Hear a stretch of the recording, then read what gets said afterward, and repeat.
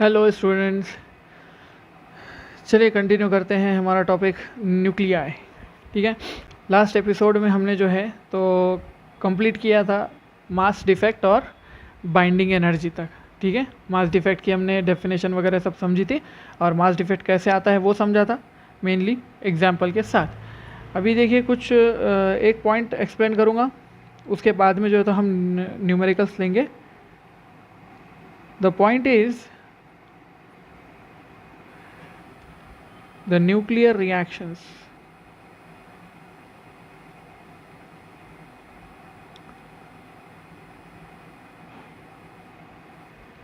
देखो, the process by which the identity of a nucleus is changed when it is bombarded by an energetic particle is called the nuclear reaction। मतलब एक energetic कोई तो particle होगा, alpha particle से, neutron से, किसी से, ये एनर्जेटिक पार्टिकल होना चाहिए, उससे अगर आपने बॉम्बार्ड किया किसी न्यूक्लियस को, ठीक है, और अगर उसकी आइडेंटिटी चेंज हो गई तो इसको बोलते हैं न्यूक्लियर रिएक्शन।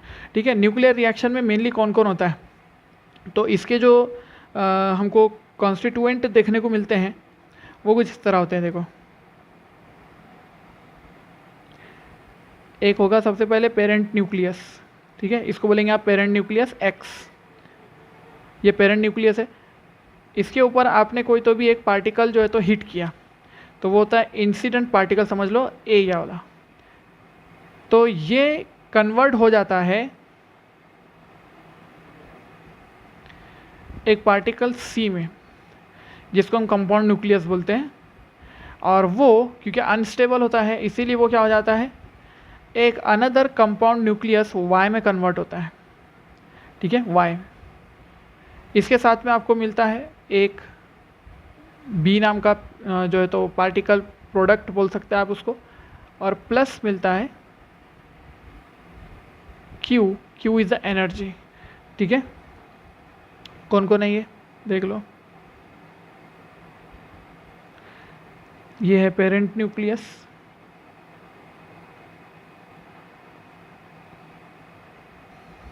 ये समझ लो एक सीक्वेंस होती है। ठीक है, हमेशा इस सीक्वेंस में एक रिएक्शन दिया जाता है। आपको जो भी न्यूमेरिकल दिए जाएंगे वो न्यूमेरिकल कुछ इसी टाइप के अंदर में होंगे। ठीक है, अब वो न्यूमेरिकल के अंदर में आपको अक्सर बोला जाएगा कि न्यूक्लियर रिएक्शन देखो और न्यूक्लियर रिएक्शन देखकर क्या निकालो, एनर्जी वगैरह निकालो। तो इसके अंदर में आप देख लो, ये आपने समझो ये पूरी सीक्वेंस देखी, x A is the incident particle वगैरह। तो इसके अंदर में देखो जो एक्स है और ए है, एक्स ए है, इनको जो है रिएक्टेंट्स बोला जाता है। ठीक है ना, रिएक्टेंट्स है। और इसमें जो आपके पास है वाई एंड बी है, these are products. Okay, reactants products ये बहुत इंपॉर्टेंट होते हैं यहाँ पर। ठीक है, और रिएक्शन का नाम जो दिया जाएगा, आप देखो, अब यहाँ पर आपने देखा कि ये वाला जो है, ये एक आया ए और ये एक आया बी, ये दोनों पार्टिकल है, एक इंसिडेंट पार्टिकल है और एक आपका प्रोडक्ट पार्टिकल है। ठीक है, इंसिडेंट पार्टिकल, प्रोडक्ट पार्टिकल, इनके नाम के ऊपर में इस रिएक्शन का नाम रखा जाता है। तो नेमिंग कैसी होती है रिएक्शन की, ए बी रिएक्शन, ये नेम उसका रखा जाता है, ए बी रिएक्शन उसका नाम रखा जाता है इस तरह से। ठीक है, ए बी रिएक्शन, और इसकी स्टैंडर्ड फॉर्मेट होती है एक्स ए कॉमा बी आ जाएगा यहाँ पर। ठीक है, और यहाँ पे आ जाएगा वाई। ठीक है, इस तरह से। तो ये इसकी स्टैंडर्ड प्रोसीजर है। अब देखो एग्जांपल देखते हैं और हम यहाँ पर लिखते हैं कि कैसे कैसे अलग अलग एग्जांपल दिए जाते हैं। तो सबसे पहली बात इसके अंदर देख लेते हैं कि व्हाट इज़ क्यू वैल्यू। ठीक है, क्यू वैल्यू क्या होता है, क्यू वैल्यू बोले तो ये होता है एनर्जी वैल्यू। ठीक है, ये मेनली क्या होता है, ये एनर्जी वैल्यू होता है, एनर्जी बताएगा हमको। अब एनर्जी अगर देखना है तो क्या हो जाएगा इसके अंदर में, एनर्जी या तो एब्जॉर्ब हुई होगी या तो एनर्जी रिलीज हुई होगी, तो उसको क्यू वैल्यू ऑफ रिएक्शन बोलेंगे। तो यहाँ पर अगर हम लिखूँ, यहाँ पर Q value is equals to, find करना बोला आपको अगर न्यूक्लियस के अंदर में, रिएक्शन के अंदर, तो वैल्यू कैसे लिखते हैं उसकी, यहाँ पे लिखेंगे आप मास ऑफ रिएक्टेंट्स। ठीक है, रिएक्टेंट्स तो मालूम है ना आपको अभी, mass of reactant minus mass of products, ये फॉर्मूला हो गया। दोनों को मल्टीप्लाई कर देंगे, मल्टीप्लाई बाय सी स्क्वायर, ये वैल्यू आ गई जूल्स में। ठीक है, ऐसा कर दिया, मल्टीप्लाई बाय c²। तो ये Q वैल्यू के जनरल फार्मूला निकल गया। या फिर जो है तो आपने अगर इसको ये kg में लिया तो है, ठीक है, ये kg में लिया तो c² से आपको इसे मल्टीप्लाई करना पड़ेगा। अब यहाँ पर ये फार्मूला जो है इसको याद रखो। तो ये Q वैल्यू का जनरल फार्मूला है, देखो, mass of reactants minus mass of products, ठीक है, इनटू c²। किससे क्या मिलने वाला है, इससे आपको जो मिलेगा वो तो डेल्टा m होगा ना, यहाँ से मिल जाएगा डेल्टा m इंटू c²। जब आप कर देंगे तो ये आपको तो दे देगा आपको वैल्यू जूल में, ठीक है, ये हो जाएगा जूल्स में वैल्यू इसका, ठीक, ओके। अच्छा, अब Q वैल्यू तो निकाल सकते हो अब यहाँ से। अब Q वैल्यू अगर 0 से कम आती है तो the reaction is called as the endothermic reaction, यानी energy absorb in the reaction बोला जाएगा। और अगर Q is equals to is greater than 0 अगर आपने बनाया तो the reaction is called as the exothermic reaction, that is equal to the energy release in the reaction. अब समझो कॉमन रिएक्शन अगर हम बना रहे हैं तो क्या कंजर्व करना पड़ेगा, तो सबसे पहले मास नंबर और कंजर्वेशन क्या क्या होता है न्यूक्लियस के अंदर में देख लो। एक रिएक्शन के अंदर कंजर्वेशन क्या होता है, तो हम बोलेंगे सेकंड पॉइंट होता है कि लॉ ऑफ कंजर्वेशन कैसे यूज़ होता है इसके अंदर। Law of conservation in reaction, तो पहली तो चीज़ होने वाली है क्या क्या रिएक्शन में कंजर्व होने वाला है, तो ये होने वाला है mass number and the charge conserve होगा, ठीक है, चार्ज कंजर्व होगा और मास नंबर कंजर्व होगा। कैसे, तो हमने समझो एक रिएक्शन बनाया, देखो अभी एक समझो ऐसा एक रिएक्शन बनाते हैं, जस्ट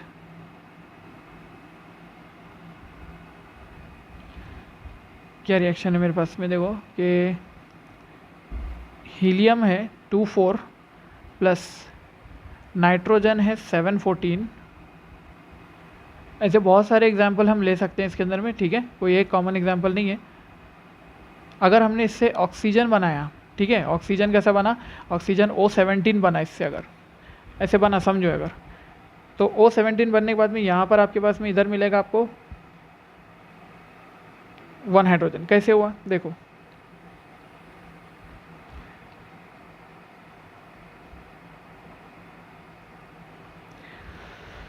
मास नंबर की बारी, mass number A, mass number. तो अगर आप देखेंगे कि बिफोर रिएक्शन कैसे था, मास नंबर बिफोर, और ये आफ्टर, रिएक्शन से पहले रिएक्शन के बाद। पहले में कितना था, इधर देखो 4 प्लस ये 14, 4 प्लस 14, ठीक है, इट इज इक्वल्स टू 18। बाद में कितना है 17 प्लस 1, ठीक है, 18, ये कंजर्व हुआ। अच्छा, चार्ज देख लो इधर, तो ये हो जाएगा इसका, क्योंकि ये चार्ज नंबर ऑफ प्रोटॉन देते हैं ना, नीचे जो नंबर ऑफ प्रोटॉन है वो चार्ज देते हैं, तो ये हो गया 27, तो ये हो जाएगा आपके पास में 2 और प्लस 7 इज इक्वल्स टू 9, और यहाँ पे कितना है 8 प्लस 1 इज इक्वल्स टू 9। ये क्या है आपका चार्ज।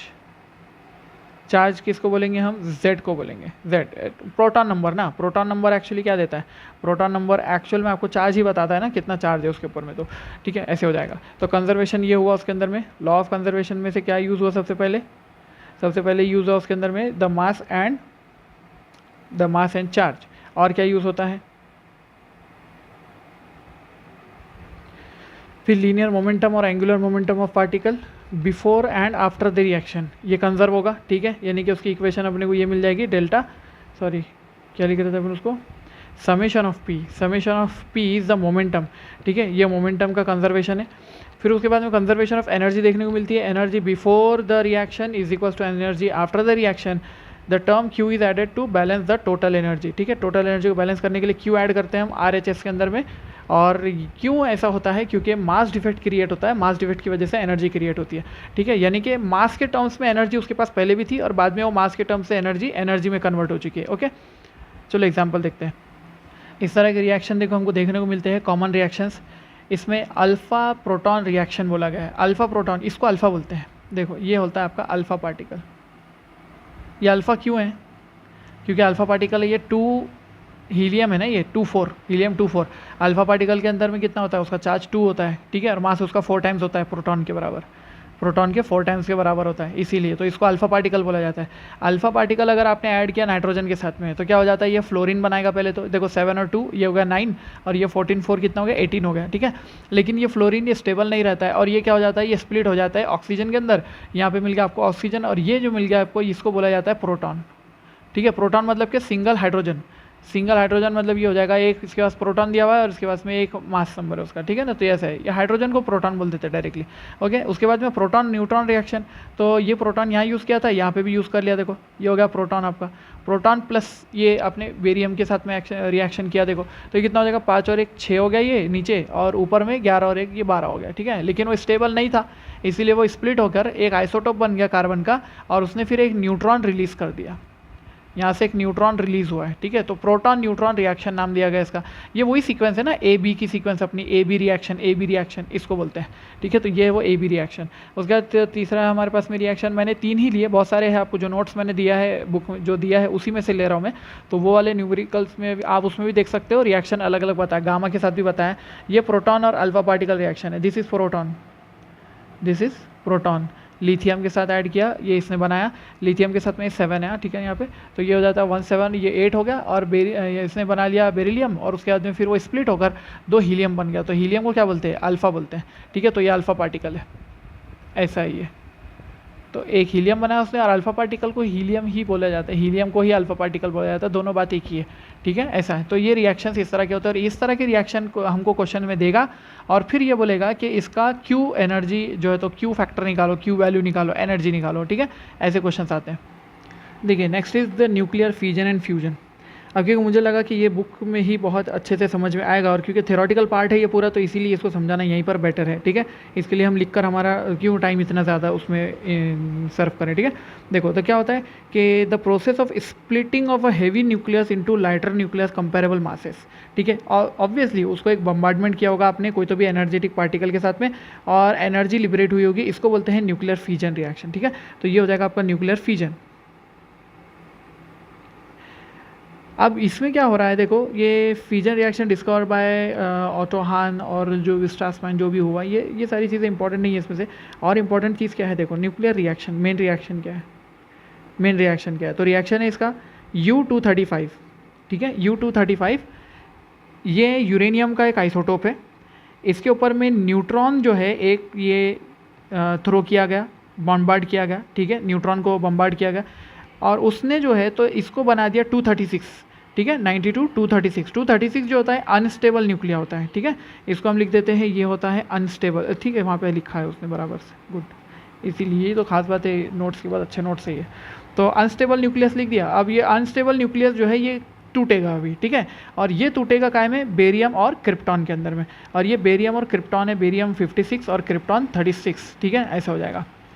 अब ये 141 और ये 92, अगर आप देखेंगे तो एडिशन करो इनका, 141 प्लस 92, ठीक है। इसको मिलाया आपने तो वैल्यू कितनी बनी आपके पास में, 3 कम पड़ गया ना, 236 टोटल लेके जाने का आपको, टोटल 236 चाहिए आपको, ठीक है। तो आपके पास में हो जाएगा कि 3 अभी पार्टिकल बचे हैं, वो 3 पार्टिकल का क्या किया जाए, तो वो 3 पार्टिकल यहाँ पे आ जाएंगे आपके पास, ठीक है। ये 3 न्यूट्रॉन आ जाएंगे, ठीक है। अब 3 न्यूट्रॉन मिला दिया आपने, तो 3 न्यूट्रॉन प्लस 92, ठीक है, 95 हो गया, 95 प्लस ये 141, 236 हो गया टोटल। इसको ऐसा भी लिखा जा सकता है, देखो बेरियम 144 आ जाता है और क्रिप्टॉन जो है ये आ जाता है आपका 89, ठीक है। ऐसे भी चलता है, ठीक है। इस तरह से भी निकलता है और यहाँ से एनर्जी निकलती है, बहुत ज़्यादा एनर्जी निकलती है यहाँ से, ठीक है। तो ये वाला भी एक रिएक्शन आपके पास में इस तरह से हो जाएगा, ठीक है। आप इसको ऐसा भी लिख सकते हो। अब ये एक्चुअली हुआ कैसे, चलो ये समझाता हूँ आपको, ये कैसे हुआ।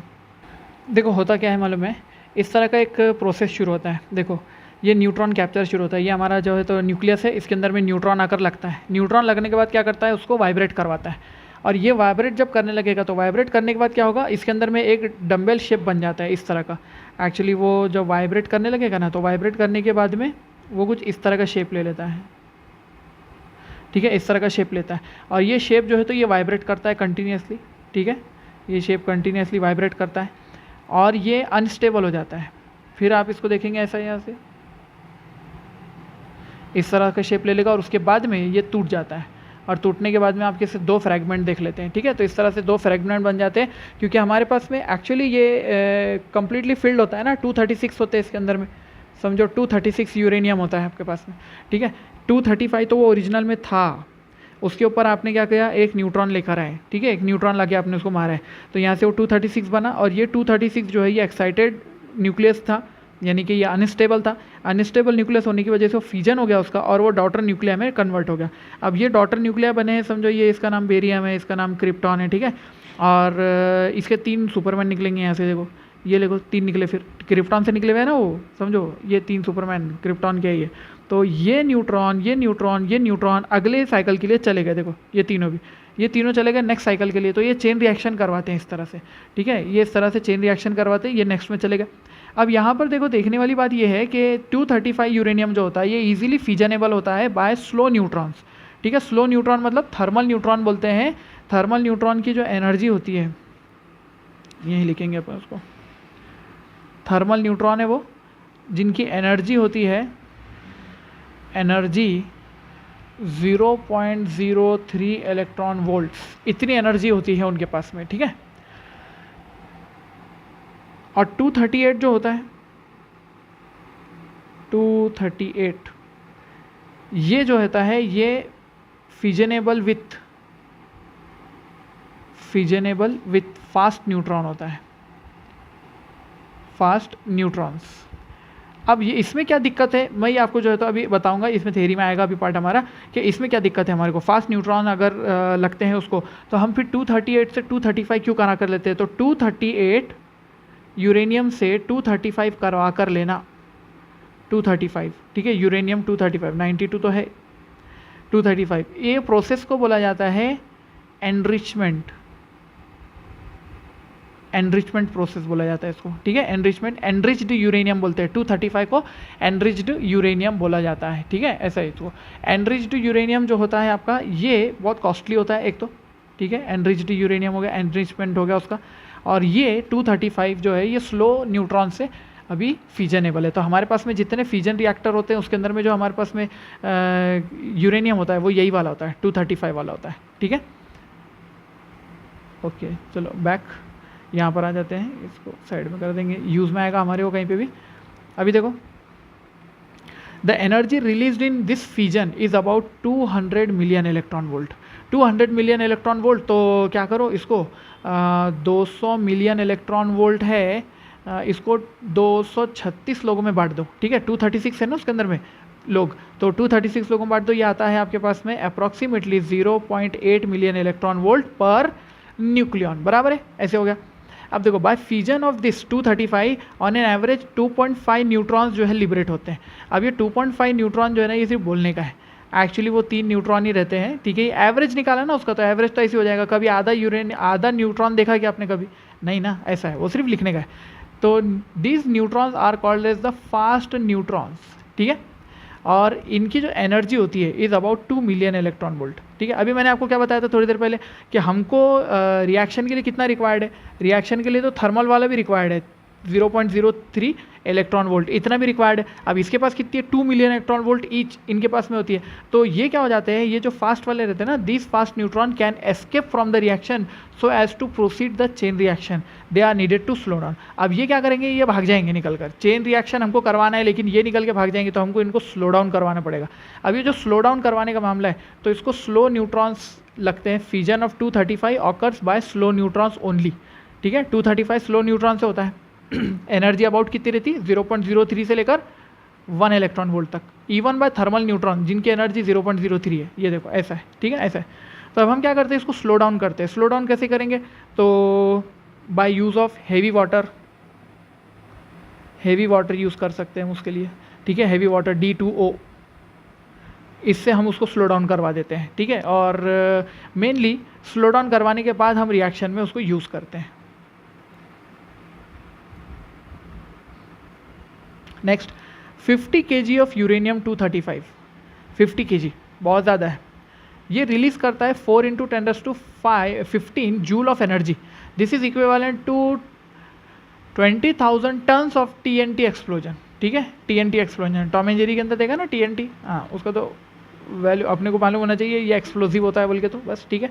न्यूक्लियर बॉम्ब जो ड्रॉप हुआ था हिरोशिमा पर, उसके पास में इतना ही पावर था, ठीक है। उसके बाद देखो the mass of compound nucleus must be greater than the sum of masses of fusion products. जो फ्यूजन प्रोडक्ट्स आने वाले हैं तो उनसे ज़्यादा होना चाहिए मास ऑफ कंपाउंड न्यूक्लियस, ठीक है। जो कंपाउंड न्यूक्लियस था हमारे पास में ये वाला कंपाउंड न्यूक्लियस, फ्यूजन अब ये आने वाले आपके पास में प्रोडक्ट, ये दोनों से ज़्यादा इसका मास होना चाहिए। द बाइंडिंग एनर्जी पर, इसको क्या बोलेंगे आप, बाइंडिंग एनर्जी बोलेंगे ना, पर न्यूक्लियन, है ना, of compound nucleus must be less than that of the fusion product, must be less than that of the fusion product, ऐसा बोला हमने। मतलब देखो टू यूरेनियम है, यूरेनियम की एनर्जी कितनी होती है, बाइंडिंग एनर्जी इसकी कुछ 7.8 रहती ना, ठीक है ना, ऐसा रहती है कुछ, तो वैल्यू कम रहती है इसकी वैल्यू 7.6 7.8, और ये बेरियम और क्रिप्टॉन इनकी वैल्यू कुछ ज़्यादा होती है, 8.2 पे होती है इनकी वैल्यू, ठीक है, इस तरह से। और 8.6 इसके लिए अपने पास में Fe के लिए है ना, तो बहुत ज़्यादा है उसके पास में। तो एक्चुअली इनकी एनर्जी ज़्यादा होती है बाइंडिंग एनर्जी, इसकी बाइंडिंग एनर्जी ज़्यादा होती है यूरेनियम से। It may be pointed out that is not necessary in fusion uranium two fragments barium और क्रिप्टॉन ही मिले। हाँ, ये भी पॉइंट है अपना कि क्रिप्टॉन बेरियम ही थोड़ी मिलता है हमेशा आपको। U235 का जो रिएक्शन है ना, ऊपर जो रिएक्शन आपने देखा अपन ने, ये वाला देखो, ये जो रिएक्शन है, ये रिएक्शन, तो इस रिएक्शन को हम इस तरह भी बता सकते हैं,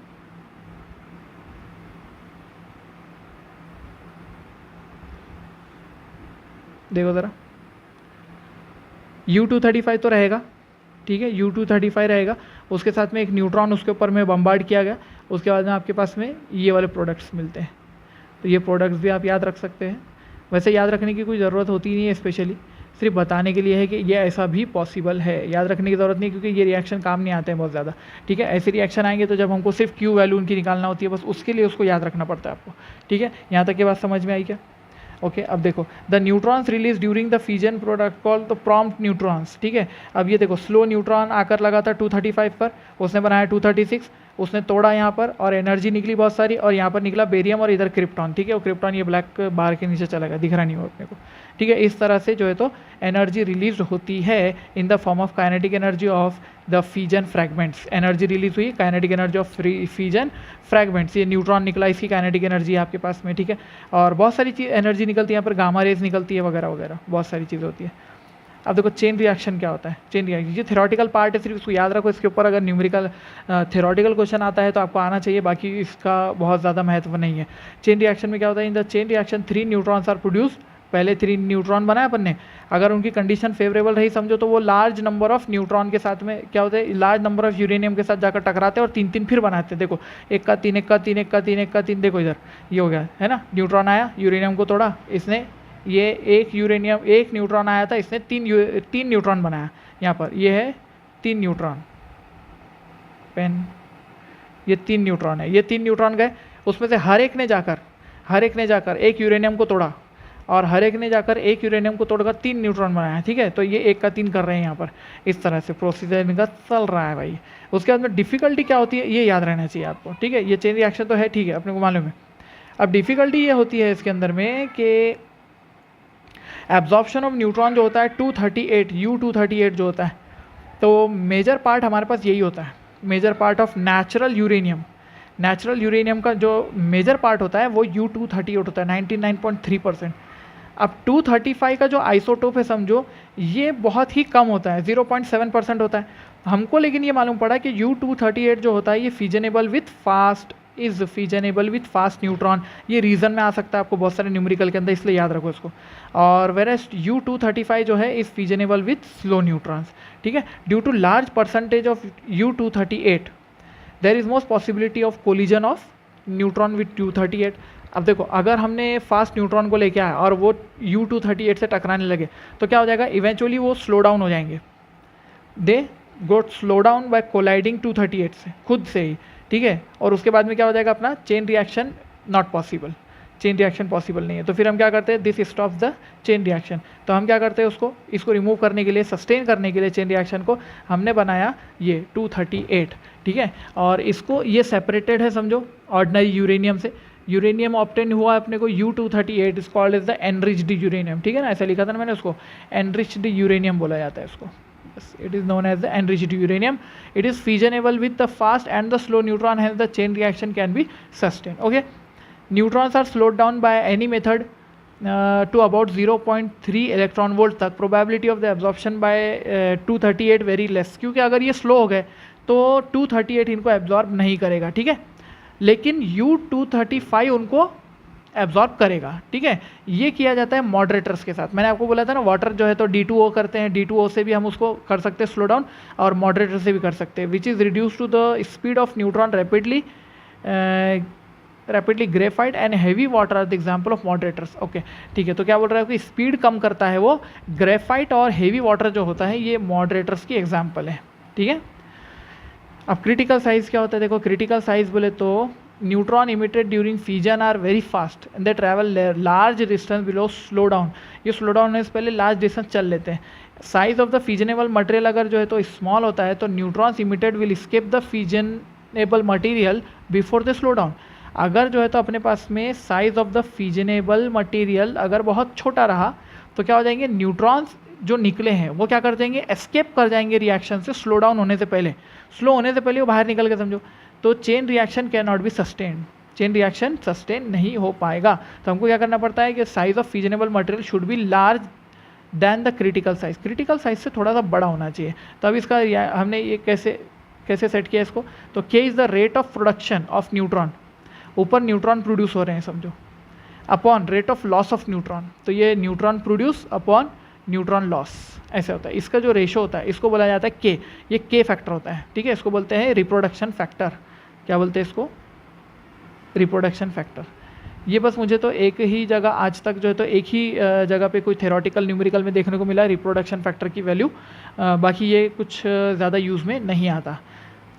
के की वैल्यू अगर 1 है समझो तो देखो NP जितने प्रोड्यूस हो रहे उतने लॉस हो रहे है ना, जितने प्रोड्यूस उतने लॉस. तो chain reaction will be steady. कब K इज इक्वल टू 1 पे चेन रिएक्शन स्टेडी है, स्टेडी रिएक्शन.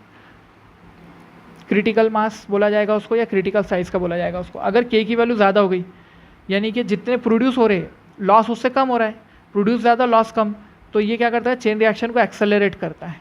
ठीक है, इट एक्सेलरेट, रिएक्शन एक्सेलरेट होता है और रिजल्टिंग एक्सप्लोजन हो जाता है. सुपर क्रिटिकल यानी कि एटम बॉम्ब बन जाता है वो सुपर क्रिटिकल कंडीशन के अंदर में. और अगर K की वैल्यू लेस देन 1 हुई अगर, तो चेन रिएक्शन ग्रेजुअली हॉल्ट, ये कम होते होते सब क्रिटिकल कंडीशन में वो खत्म हो जाता है. ठीक है, आप इसको बस थ्योरेटिकली रीड कर सकते हो और ज़्यादा इसके ऊपर में टाइम मत डालो.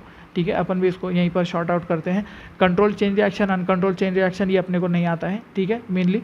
चलो next is the nuclear reactor. Nuclear reactor के बारे में सिर्फ ये जान लेना ज़रूरी है कि क्या क्या न्यूक्लियर रिएक्टर के पार्ट्स होते हैं और ये कैसे काम करता है. ठीक है, बस ये इतना जान लेना ज़रूरी है. मेन पार्ट्स के अंदर में इसके पास में होते हैं कैडमियम रॉड्स. याद रखो, जब भी बात आएगी ना क्वेश्चन के अंदर में आता है जगह जगह कि आप जो है तो चेन रिएक्शन को ख़त्म करते हो, कैसे ख़त्म करते हो, तो रॉड से. ये होते हैं कंट्रोल रॉड्स बोला जाता है इनको, कैडमियम रॉड्स. अगर आप ये बीच में डाल देते हो तो यहाँ से निकलने वाले, देखो इनसे निकलने वाले जो न्यूट्रॉन्स होंगे ना, वो न्यूट्रॉन जो है तो दूसरे जो फ्यूल रॉड्स होते हैं उनको लग नहीं पाएंगे, यानी कि हमारे यूरेनियम रॉड्स को लग नहीं पाएंगे और उस वजह से चेन रिएक्शन बंद हो जाता है. तो कैडमियम रॉड को कंट्रोल रॉड्स भी बोला जाता है. ठीक है, और ये जो होती है ये बीच में ये जो आपको ये दिख रही है यहाँ पे देखो ब्लैक वाली, ये इसको बोला जाता है फ्यूल रॉड्स. ये फ्यूल रॉड्स होते हैं और ये फ्यूल रॉड्स मतलब कि इसके होते हैं यूरेनियम के. ठीक है, यूरेनियम रॉड्स इसके कवर के अंदर से बाहर आते हैं और कैडमियम रॉड हम कंट्रोल के लिए लगाते हैं. यहाँ पर देखो parts of nuclear reactor. Parts के अंदर में मेनली है फ्यूजनेबल मटेरियल. क्या है आपके पास में, फ्यूल है. कौन सा फ्यूल आपके पास, the fusionable material use is called the fuel of the reactor uranium isotope. ठीक है, uranium isotope U235, thorium isotope ये भी यूज़ करते हैं आप, प्लूटोनियम भी यूज़ करते हो. ठीक है, 3 आइसोटोप के साथ में कॉमनली यूज़ किया जाता है. ठीक है, मॉडरेटर में क्या यूज़ करोगे, D2O यूज़ करोगे आप या फिर ग्रेफाइट रॉड्स यूज़ करोगे. ठीक है, ये मॉडरेटर हो जाता है. ये कंट्रोल करने के लिए होता है, ये हमारे न्यूट्रॉन की स्पीड कंट्रोल करने के लिए होता है. उसके बाद में होता है कंट्रोल मटेरियल. कंट्रोल मटेरियल जो होता है, control material use to control the chain reaction to maintain a stable rate of reaction. ठीक है, रेट ऑफ रिएक्शन यानी कि हमने जो कैडमियम रॉड डाले ना वो वाले कैडमियम रॉड्स होते हैं इसके अंदर में. ये देखो moving the cadmium rods in and out of the core of the reactor. ये जो होता है ये कोर होती है. देखो ये पूरी ये वाली पानी है. ये देखो यहाँ पे तो पानी है ना, पूरा पानी दिख रहा है ऐसे बारीक बारीक छोटा छोटा एकदम, उसके अंदर बीच में ये कोर है.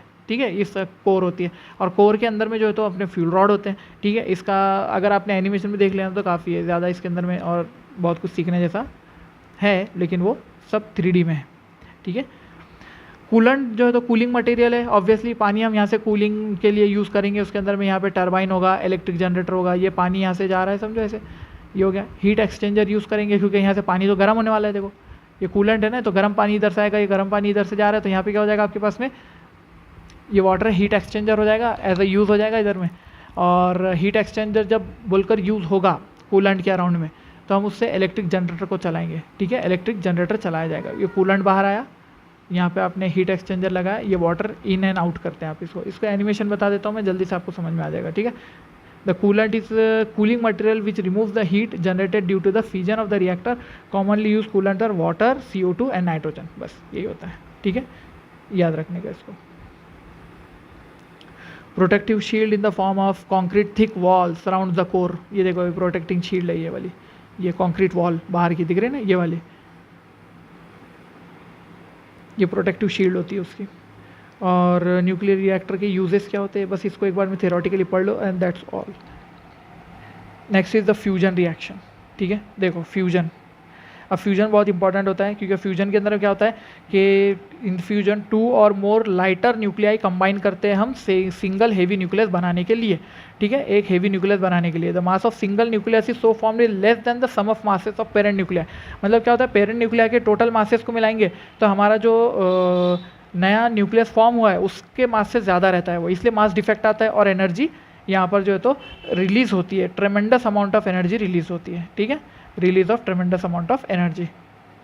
अब देखो क्या हुआ, ये कौन है, ड्यूटेरियम, ठीक है, ये कौन है, ड्यूटेरियम, ये दोनों ड्यूटेरियम को मिलाया तो यहाँ पे क्या बना, ट्रीटियम बना, ओके, ये ट्रीटियम बना और एक हाइड्रोजन रिलीज हुआ इसके अंदर से, और प्लस 4 मिलियन इलेक्ट्रॉन वोल्ट की एनर्जी इसमें से निकली है, ठीक है। तो इसको ड्यूट्रॉन रिएक्शन बोलते हैं, ड्यूट्रॉन रिएक्शन।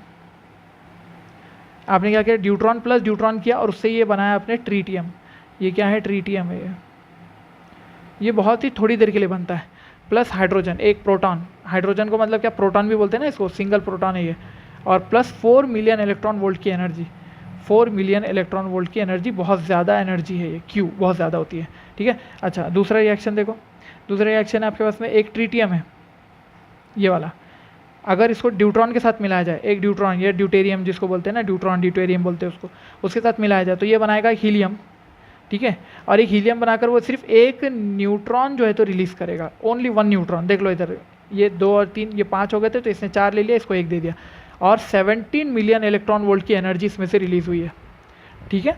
यहाँ पर देखो ड्यूट्रॉन प्लस ड्यूट्रॉन मिलकर एक हीलियम बनाए और 24 मिलियन इलेक्ट्रॉन वोल्ट की एनर्जी रिलीज हुई। अब देखो फ्यूजन जो होता है, ये fusion reaction very high pressure यानी कि 10⁶ ATM पर होते हैं, high temperature in order to 10⁷ से 10⁸ K इनको रिक्वायर्ड होता है रिएक्शन के लिए। Reactant called as the thermonuclear reaction इनको बोला जाता है, ठीक है। The fusion energy is greater than the fusion energy is greater than the fusion energy, याद रहे point. Of 1 uranium atom releases 200 million electron volt निकला था ना फ्यूजन में, ठीक है, ऊपर जो अपन फिजन पढ़े थे उसके अंदर क्या था, 200 मिलियन इलेक्ट्रॉन वोल्ट, तो पर न्यूक्लियॉन कितना आ रहा था, 0.8 आ रहा था समझो। इसके अंदर देखो वाला ज़रा, 0.85 मिलियन इलेक्ट्रॉन वोल्ट, देखो पर nucleon in fusion is 0.85, but in fusion it is 4.4 million electron volt. क्यों, क्योंकि देखो सिर्फ फ्यूजन के अंदर में ड्यूट्रॉन है और ये ट्रीटियम है, ठीक है, ये दोनों मिलकर यानी कि टोटल मास कितने हुए इनके, 3 और 2 5, ठीक है, ये 5 लोग ने मिलकर आपको 17 मिलियन इलेक्ट्रॉन वोल्ट की एनर्जी दी है, ठीक है, 17 मिलियन इलेक्ट्रॉन वोल्ट की एनर्जी इन्होंने रिलीज करे। यहाँ पर देखो ज़रा, और ये तो देखो 2 और 2 4, ये 4 बंदे मिलकर आपको यहाँ पर 24 मिलियन इलेक्ट्रॉन वोल्ट की एनर्जी दे रहे हैं, और फ्यूजन के अंदर 236 है अपने पास में बंदे और एनर्जी 200 मिलियन इलेक्ट्रॉन वोल्ट की है। इसीलिए आप बोल सकते हो कि for the same mass of the fuel the energy release in the fusion is more larger than the fusion, ठीक है, फ्यूजन से ज़्यादा फ्यूजन में होता है।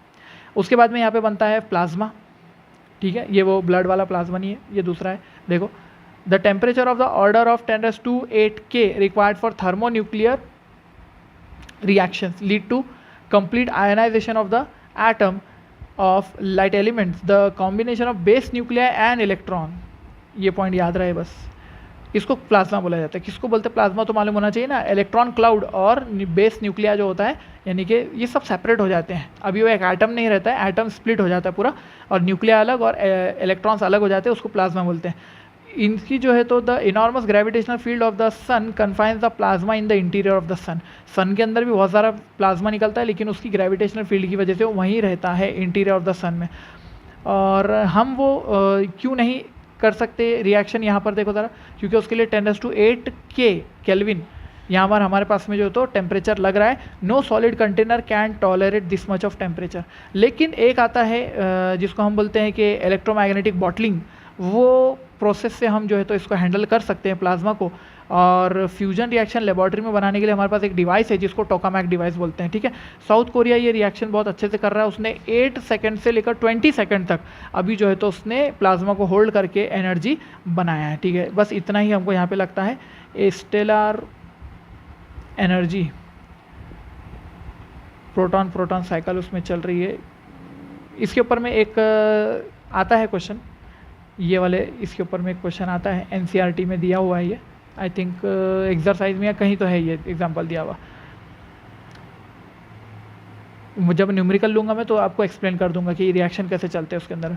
प्रोटॉन प्रोटॉन का रिएक्शन होता है, वो ड्यूट्रॉन बनाता है, समझो। ड्यूट्रॉन फिर एक प्रोटॉन के साथ मिलकर क्या बनाता है, ट्रीटियम बनाता है। ट्रीटियम फिर एक ट्रीटियम के साथ मिलकर क्या बनाएगा, यहाँ पर सॉरी यहाँ पे क्या बनाया उसने, एक हीलियम का आइसोटोप बनाया, ठीक है। और हीलियम आइसोटोप बनाने के बाद में 2 हीलियम आइसोटोप मिलाकर जो है तो आपको एक कंप्लीट एक हीलियम बनाते हैं और 2 प्रोटॉन रिलीज करते हैं, ठीक है। तो ये आपको प्रोसेस पूरा लेने के लिए ये एनर्जी ये जो पूरा रिएक्शन है ये 2 बार कैरी आउट होना चाहिए, समझो, ये 2 बार कैरी आउट होना चाहिए। मैं इसको न्यूमेरिकल में लेकर बता दूंगा आपको, वहाँ पे हम उसकी एनर्जी कैलकुलेट वगैरह सब करेंगे यहाँ पर। तो ये 26.7 मिलियन इलेक्ट्रॉन वोल्ट कैसे आया वो भी मैं आपको बता दूंगा, ठीक है। इसके बाद में न्यूक्लियर बॉम्ब वगैरह तो हमारे काम में नहीं आते हैं, ठीक है। ओके देन देखो कुछ न्यूमेरिकल देखते हैं, जैसे कि हेवी न्यूक्लियस एट रेस्ट, पहले एक रेस्ट में था, हेवी न्यूक्लियस था, ठीक है। और breaks into 2 fragments which fly off with velocities in the ratio, यानी कि 2 फ्रेगमेंट बन गए और उनका जो रेशो है वेलोसिटी का वो कुछ 8:1 आया, ठीक है। तो समझो ये एक मास था अपने पास में और ये स्प्लिट हो गया, और ये स्प्लिट होकर यहाँ से एक इधर चला गया वेलोसिटी v1 के साथ, और एक इधर चला गया समझो वेलोसिटी v2 के साथ। अगर ये दोनों चले गए तो यहाँ पर कंजर्वेशन ऑफ मोमेंटम होगा, ठीक है। मोमेंटम कंजर्वेशन से क्या लिख सकते हैं आप, देखो मोमेंटम कंजर्वेशन, ठीक है। अपन ने स्टार्ट में पढ़ा ना कि कंजर्वेशन भी होता है फ्यूजन के अंदर में। तो कंजर्वेशन मोमेंटम से ऐसा लिख सकते हैं कि m1v1 plus m2v2 is equals to capital M into 0। पहले वेलोसिटी 0 थी ना उसकी, इनिशियली तो 0 था ना वेलोसिटी, तो इसीलिए आप क्या बोल सकते हो कि m1v1 is equals to m2v2 हुआ, ठीक है। m1v1 बराबर हुआ m2v2 के, नेगेटिव साइन में उसकी वेलोसिटी की नहीं लूँगा, समझो। तो यहाँ पे वेलोसिटी का रेशो मेरे को क्या मिलेगा, देखो v1/v2 is equals to m2/m1, ठीक है, ऐसा मिल गया। और अपने को दिया हुआ है कि वेलोसिटी का रेशो 8:1, तो इसको मेरे को 1:8 लिखना पड़ेगा ना फिर तो, क्योंकि v1/v2 की वैल्यू कितनी है, नहीं ऐसे लिखना पड़ेगा, यहाँ लिख लेते हैं v1/v2 इसकी वैल्यू 8:1 दिया हुआ है, ठीक है, 8/1 ऐसा दिया हुआ है। तो यहाँ पे भी क्या आ जाएगा, v1/v2 की वैल्यू 8/1 ऐसे आ जाएगा। तो ये आ गया m2/m1 की वैल्यू, यानी कि m1/m2 की वैल्यू को लिख सकते हैं 1/8, ठीक है, ऐसा लिख दिया। लेकिन अपने को ये पता है, क्या पता है, देखो एज जो मास होता है वो मास नंबर के मास जो है तो वॉल्यूम के साथ में डिपेंड करता है अपने पास में, ठीक है। और हम इसको ऐसा लिख सकते हैं, समझ लो कि जो रेडियस है, अपने को पूछा क्या निकालने का, क्या है, देखो ratio of the radii of the fragments पूछा है। तो ये हो जाएगा रेडिया है is directly proportional to mass number का पावर 1/3, है ना। तो अगर मैं लिखूँगा R1/R2 तो इज इक्वल्स टू मेरे को लिखना पड़ेगा A1/A2 का पावर 1/3, है ना, ऐसा लिखना पड़ेगा A1/A2 का पावर 1/3। अब A जो है मास नंबर है, वो मास पे डिपेंड करता है डायरेक्ट, है ना। तो क्या हो जाएगा 1/8 का पावर 1/3 यानी कि 1/2। तो ये हो गया आपका रेडिया का रेशो इज इक्वल्स टू 1:2। चलो नेक्स्ट। अब देखो नेक्स्ट क्वेश्चन क्या दिया कि 2Cu64 copper 64 nuclei touch each other, the electrostatic repulsive energy of the system will be. Electrostatic energy निकालो बोला है अपने को, और हो क्या रहा है कि ये दो कॉपर न्यूक्लिया है, ये टचिंग पे है एक दूसरे को, मतलब ऐसा होगा कुछ इस तरह से, ठीक है, वो इस तरह से जुड़े हुए हैं। तो अगर वो टचिंग पे है मतलब कि ये वाला रेडियस यहाँ से यहाँ तक, इसका एक रेडियस आ जाएगा और इसका एक रेडियस आ जाएगा, मतलब उन दोनों के बीच में जो डिस्टेंस है वो कितना आ जाएगा 2r। Distance between the nuclei, दोनों के सेंटर्स के बीच में कितना आ गया 2r का डिस्टेंस आ जाएगा। ओके, और अपने को पोटेंशियल एनर्जी निकालने का, तो पोटेंशियल एनर्जी का फॉर्मूला क्या होता है, potential energy is equals to KQ upon R। ऐसा है एक की वजह से, और दूसरी की वजह से तो KQQ दो है ना अपने पास में, तो पूरे सिस्टम की एनर्जी कितनी हो जाएगी KQQ, यानी कि KQ² अपॉन R, ये वैल्यू हो जाएगी।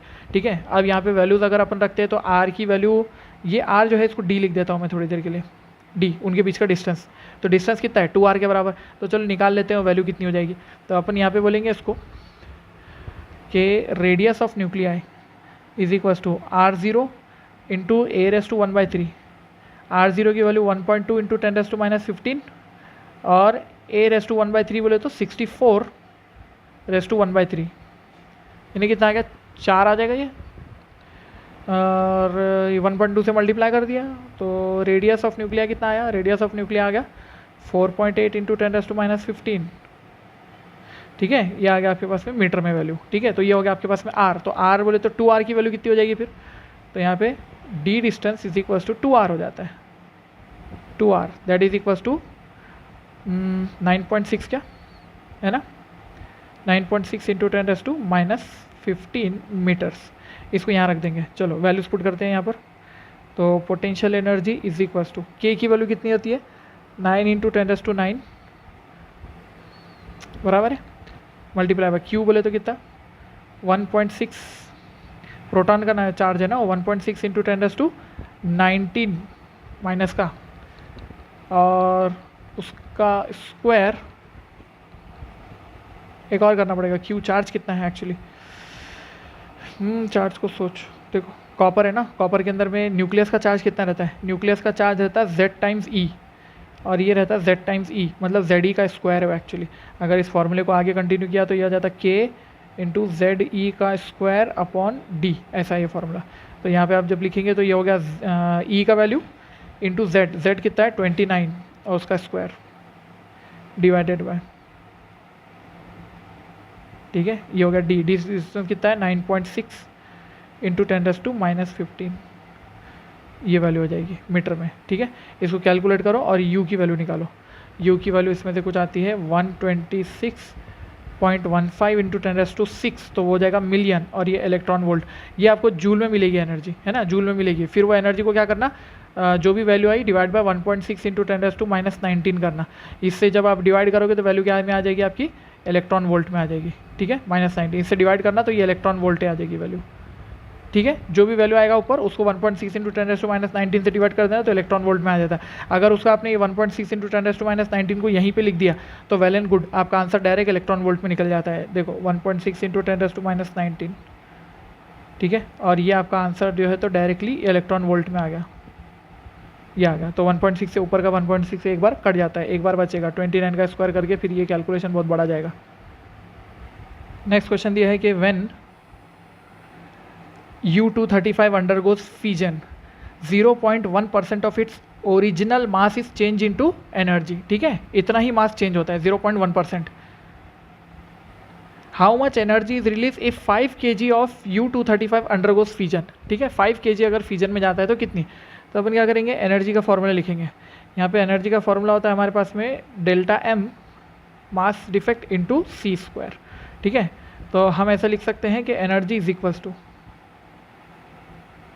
एनर्जी इज इक्वल्स टू, अभी यहाँ पे मास डिफेक्ट जो है तो कैसे निकालेंगे, मास कितना निकालेंगे, तो अपन बोलेंगे कि पहले तो 1 kg के लिए 0.1 ऑफ ओरिजिनल मास, 1 kg नहीं 0.1% ऑफ, ऐसा लिखते हैं, इंटू टोटल मास जो दिया गया है इंटू C², ऐसा लिखा जाएगा। तो दिया गया मास कितना है फिर इसमें से, तो E इज इक्वल्स टू यहाँ पे हो जाएगा आपके पास में ये 10⁻⁻1 और ये ऊपर आके -2 10⁻³ हो जाएगा।